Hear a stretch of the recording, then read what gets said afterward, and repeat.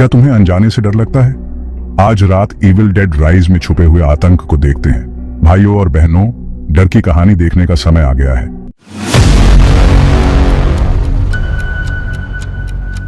एक रात 3 बच्चे घर जाने की तैयारी कर रहे थे। अचानक पूरा बेसमेंट हिलने लगा। जमीन में दरार पड़ने लगी और उन्हें निगलने को तैयार थी। उनके पास संभलने का समय ही नहीं था। खुशकिस्मती से बच्चे समय रहते छिप गए और बच गए। थोड़ी देर बाद भूकंप के झटके रुक गए, लेकिन जैसे ही वो घर जाने वाले थे, सबसे छोटे बच्चे ने देखा कि जमीन में एक गड्ढा बन गया है। उसने उस छेद को बस यूं ही देखा और अंदर उसे एक बैंक का तिजोरी दिखा। उसे याद आया कि वो एक अधूरी इमारत में रहता है। बस उसकी मम्मी ही उन तीनों का ख्याल रखती है। पैसों की तंगी को देखते हुए वो बिना सोचे समझे अंदर चला गया। थोड़ा ढूंढने के बाद उसे एक डिब्बा मिला। उसके अंदर एक पादरी की फोटो और एक बंद कैसेट टेप जिस पर लिखा था 24 जनवरी 1935। जैसे ही वो उसे उठाने वाला था, एक अजीब सी आवाज आई। उसने ध्यान नहीं दिया और टेप को अपने बैग में डाल लिया। अगर आपको ऐसी कोई चीज मिल जाए तो आप क्या करेंगे? अगर आपको लगता है कि वो टेप सुनेगा तो लाइक बटन दबाओ। उसने देखा, उसके सामने ढेर सारे क्रॉस लटके हुए थे और नीचे एक पत्थर का बॉक्स रखा था। साफ था, यह किसी रिचुअल के लिए था, लेकिन उस बच्चे को कुछ पता नहीं था। अचानक बॉक्स में दरार पड़ गई और अंदर से एक रहस्यमयी पैकेट दिखा। उत्सुकतावश उसने उसे बाहर निकाला, लेकिन जैसे ही वो उसे खोलने वाला था, तुम्हें क्या लगता है आगे क्या हुआ? उसने फिर से पैकेट की ओर देखा और सामने एक प्राचीन किताब दिखाई दी। घर पहुंचते ही उसने किताब खोलने की कोशिश की। जल्दी जल्दी में उसकी उंगली कट गई और जैसे ही उसे होश आया, किताब खुद ब खुद खुल गई। छोटा बच्चा भी हैरान रह गया। क्या यह किताब अपने आप खुलती है? क्या इसमें कोई गहरा राज छुपा है? वह जल्दी जल्दी पन्ने पलटने लगा और अंदर खूनी मंजर थे। जैसे जैसे वो पन्ने पलटता गया, तस्वीरें और भी भयानक होती गईं। उसकी बहन डर के मारे किताब जोर से बंद कर दी। उसने कहा उसे एक बुरा सा एहसास हो रहा है और अपने भाई से कहा कि सुबह सबसे पहले किताब वापस कर दे। जैसे ही उसकी बहन वहां से गई, उसने छुपी हुई कैसेट टेप चला दी। उसमें से एक पादरी की आवाज आई जो एक चर्च में कोई रहस्यमयी रस्म कर रहा था। कई विदेशी पादरी भी बुलाए गए थे। इसका क्या मतलब हो सकता है? और यह सब उस डरावनी किताब में क्यों छुपाया गया था? एक अंधेरे कमरे में एक पादरी ने एक भयानक चीज दिखाई। मौत की किताब। इसका कवर इंसान की खाल से बना और स्याही इंसान का खून। डरावना है ना? पादरी को लगा इस किताब में अनजाने राज छुपे हैं। आज वो ठान लेता है इसके मतलब समझने का, लेकिन सब नहीं मानते। विदेशी पादरी डर जाते हैं। इसे जला दो, वो कहते हैं। इस श्रापित किताब को खत्म करो। तनाव बढ़ता है, शोर मचता है। कैसेट टेप अचानक बंद हो जाता है। सन्नाटा। फिर एक छोटा बच्चा अगला टेप चला देता है। अब क्या हुआ? जब से मुझे अनुवाद करने से मना किया गया, मैंने 2 अन्य पादरी के साथ गुप्त रूप से पुस्तक का अनुवाद करना शुरू किया। पुस्तक में कई अनुष्ठान और मंत्र हैं जो कहा जाता है कि अगर उन्हें पढ़ा जाए तो अलौकिक शक्तियों से संपर्क किया जा सकता है। यह कहते हुए पादरी ने पहला मंत्र पढ़ना शुरू किया। छोटा बच्चा इतना डर गया कि उसके आगे सुनने की हिम्मत ही नहीं हुई। उसने टेप रिकॉर्डर बंद करने की कोशिश की, लेकिन वो चलता ही रहा।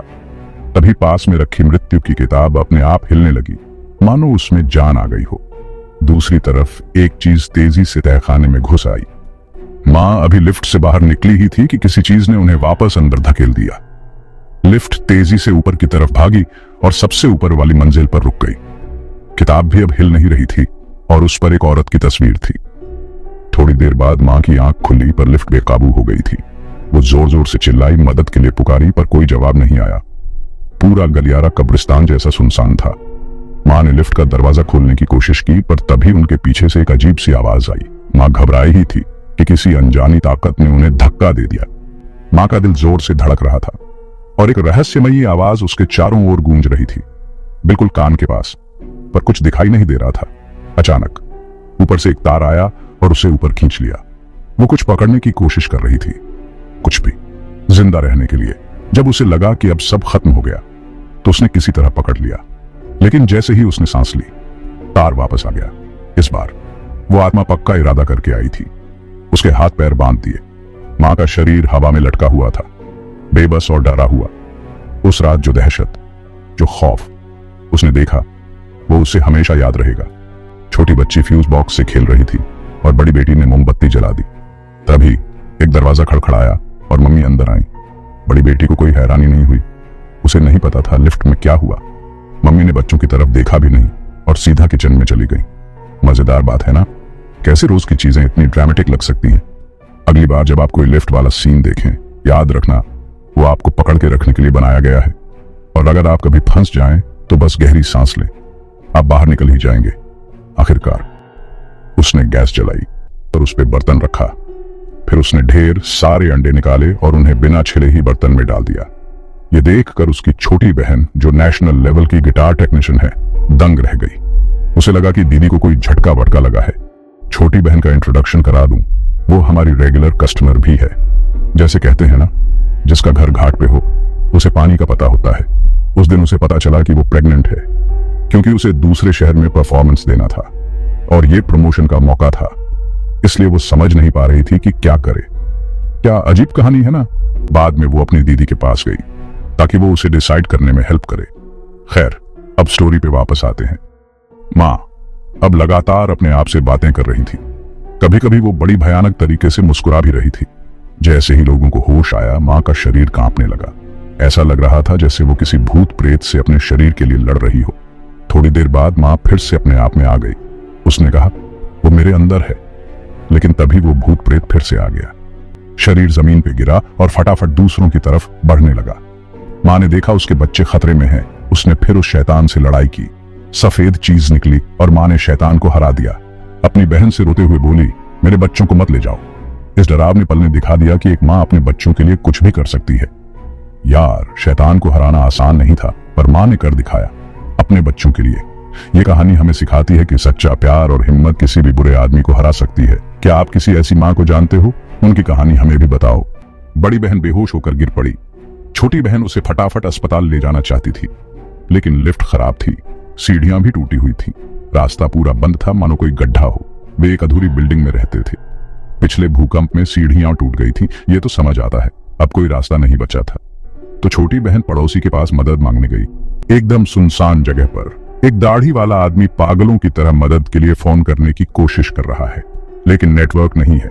उसकी माँ को सांस लेने में तकलीफ हो रही है और हवा में दुआओं की गूंज है। वो जानते हैं कि अब बस कुछ करने से ही बात बनेगी। घुंघराले बालों वाला उनका दोस्त आगे आता है।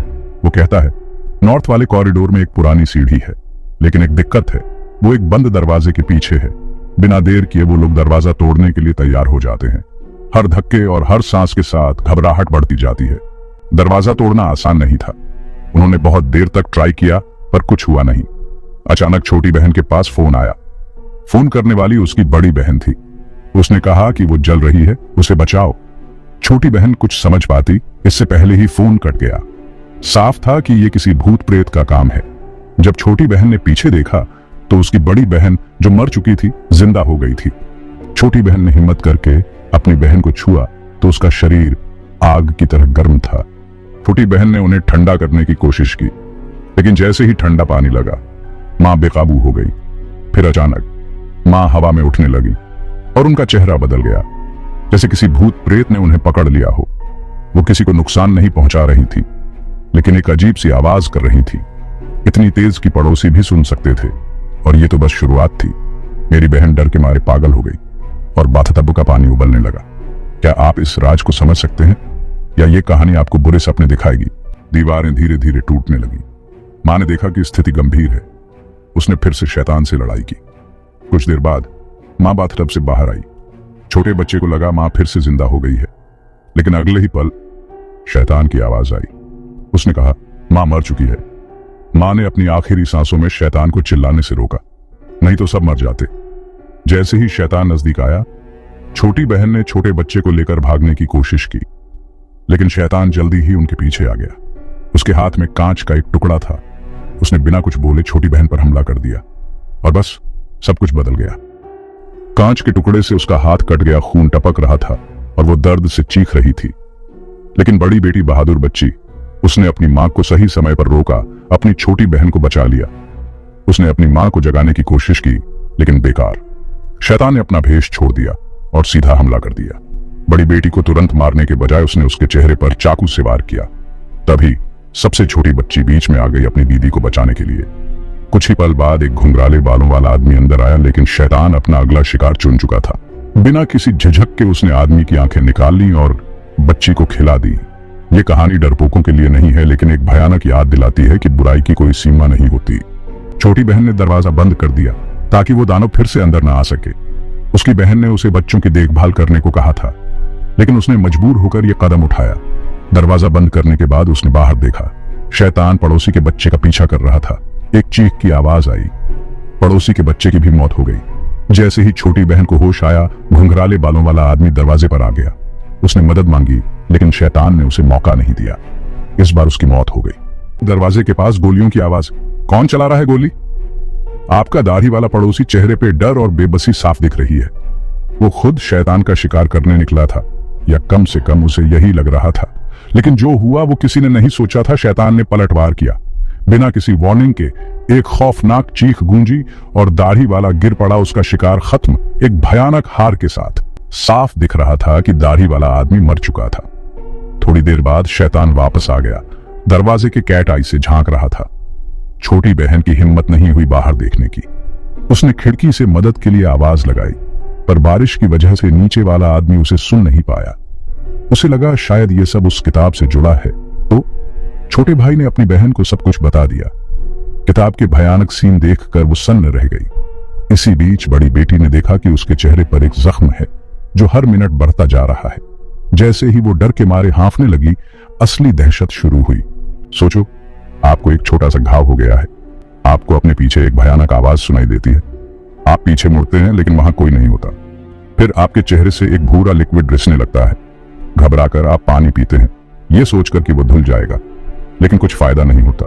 उल्टी आपको जी में चलाने लगता है। आप उल्टी करते हैं और टेबल पर कीड़े निकल आते हैं। थोड़ी देर बाद आपकी छोटी बहन अंदर आती है। वो आपको देखती है। आप टेबल पर बैठे हैं। आपका चेहरा बिल्कुल बिगड़ा हुआ है, अजीब सा लग रहा है। वो डर जाती है, पर वो उसका बच्चा है तो वो आगे बढ़ती है।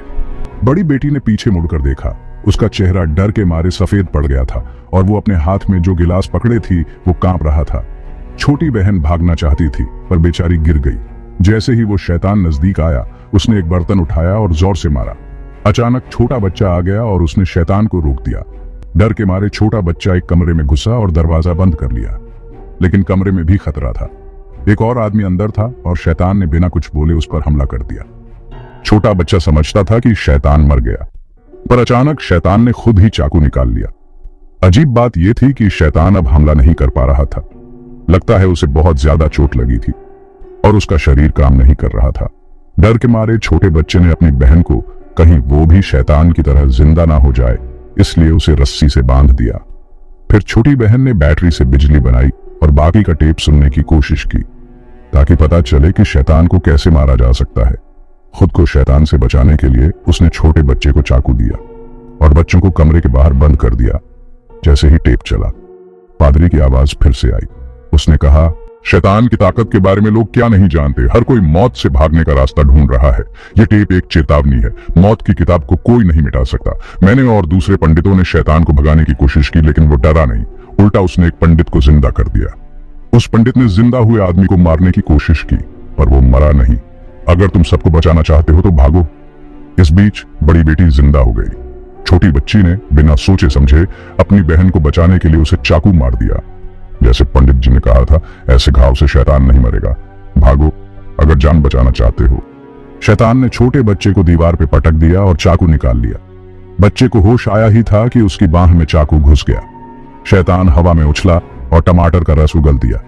फिर उसने चाकू निकाला और बच्चे की छाती पर वार किया, लेकिन छोटा बच्चा हारा नहीं।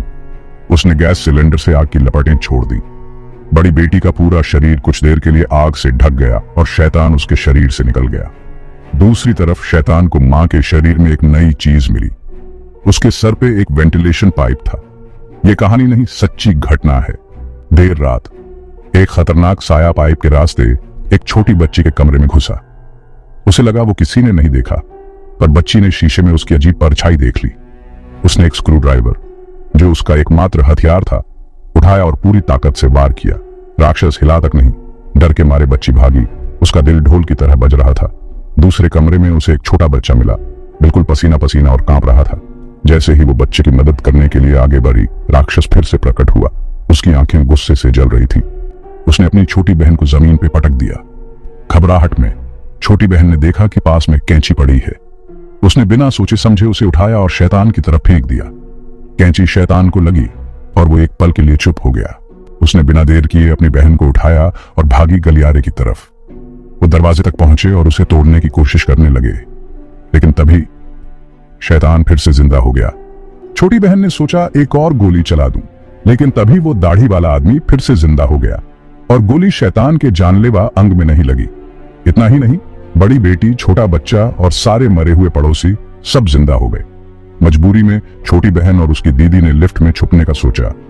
छोटी बहन ने गलती से लिफ्ट का बटन दबा दिया और लिफ्ट अचानक चल पड़ी।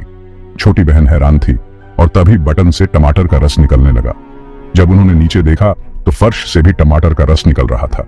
उधर सारे शैतान इकट्ठा हो रहे थे। मृत्यु की पुस्तक भी अजीब तरह से बेचैन हो गई। अंत में राक्षसों का एक समूह रुक गया। राक्षस का केवल एक सिर था, लेकिन उसके कई हाथ थे। छोटी बहन के पास टमाटर का रस कंधे तक पहुंच चुका था। उसने ऊपर के पाइप में घुसने की कोशिश की, लेकिन पाया कि राक्षस वहां छिपा हुआ था।